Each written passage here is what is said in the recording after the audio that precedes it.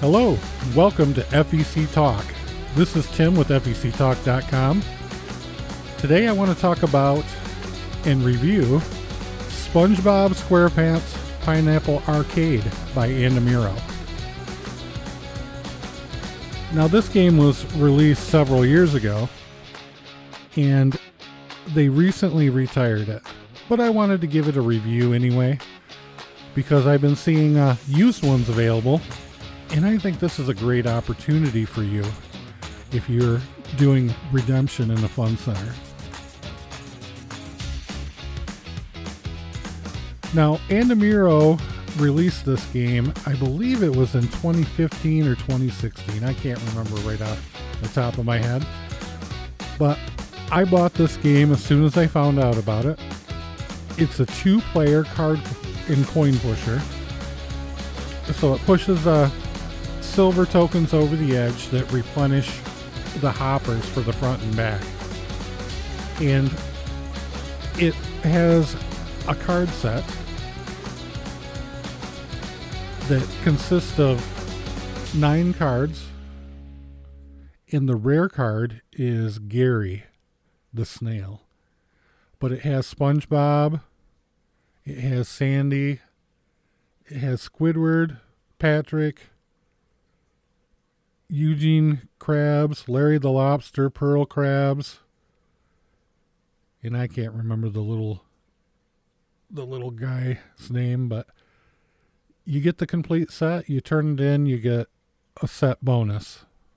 And if you've watched previous videos or listened to previous podcasts of mine, then you know that I change them up a bit, and it's a lot more profitable for me and a lot more enjoyable for my guests. It's a great game, and I just wanted to do a quick review of it just so you don't overlook it when you see it used. Now, the problem is this game prints money, but you got to compound that with the fact that this game also can have issues. You need a really savvy tech to take care of the token bridge issues that come up and the hopper issues. And I'm sure that several people listening to this probably had enough of this game. But I tell you, this game makes so much money for us that the problems that it's had have been worth it. Has it been frustrating at times? Yes, it has. But it's a powerhouse. And if you take the time to figure out how the token bridge works and how everything works in the hoppers, and then you fix it up yourself a little bit, maybe make a couple modifications to it, this game is well worth the investment, especially now that you can get it a lot cheaper used. It's a great, great game. If you're like at that point right now where you can't afford that $20,000, that $30,000 for the eat-out pusher like Wizard of Oz, Willy Wonka, Blackbeard, etc., then look for one of these used. You could find one for $7,000-$8,000, and it's going to do well for you. Just get it from a reputable place. Like I would get it from Betson or Schaefer or one of your distributors that's going to go through it, get it in really good working order before they ship it to you. But this game, Andamiro knocked it out of the park with this game. They really did. And it is fun for our guests. People love the theme, and people love to play it. Now, if money isn't the issue, I would go ahead and go for the new Avengers from Andamiro instead,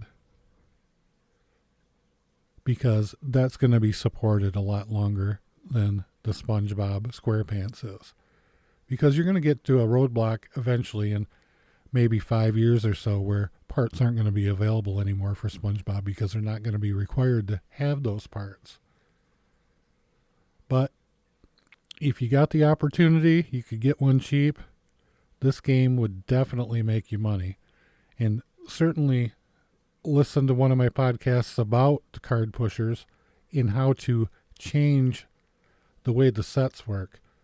And just to briefly go over that, what I do on mine is I change the card sets.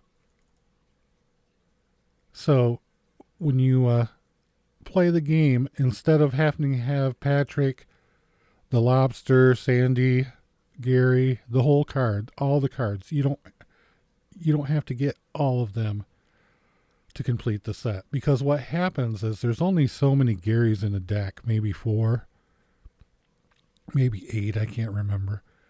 But you'll end up having to buy new boxes of cards constantly because you're going to be running out of Garys, because people just keep the sets until they get the whole set.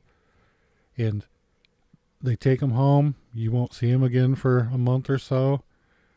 All those cards are gone. You order more, then one day somebody brings in a bunch of sets. It's just a mess.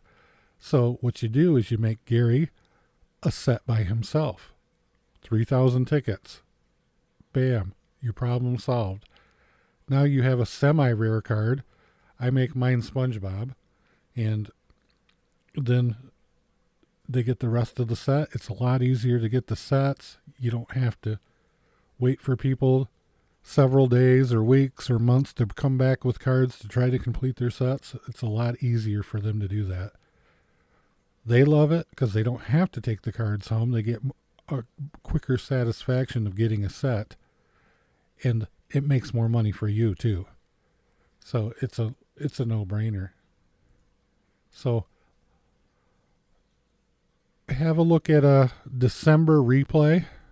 I believe I got an article in that magazine about this. That would explain it. You could listen to one of my podcasts or watch the YouTube videos that I've done on it.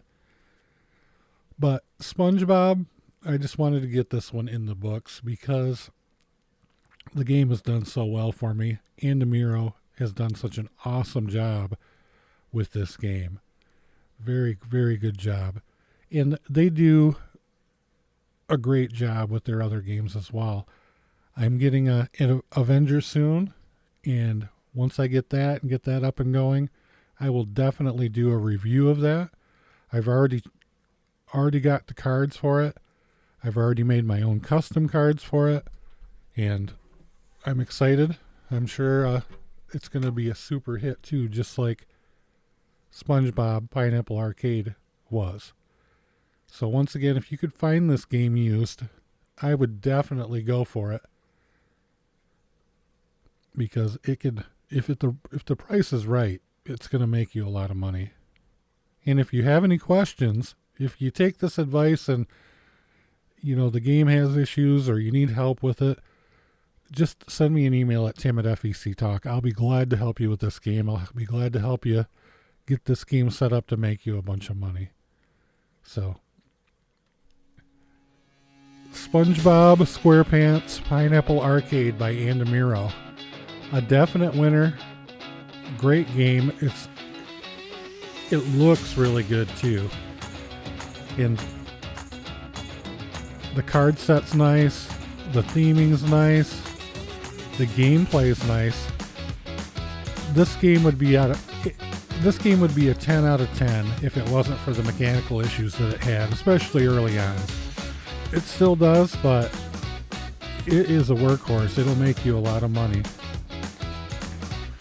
So this is Tim with FEC Talk. You can email me any questions, comments, or concerns that you might have at tim@fectalk.com. I appreciate each and every one of you listening to the podcast. I hope that you got something out of it, and I hope to entertain you in the next one as well. So this is Tim with FECtalk.com, signing out.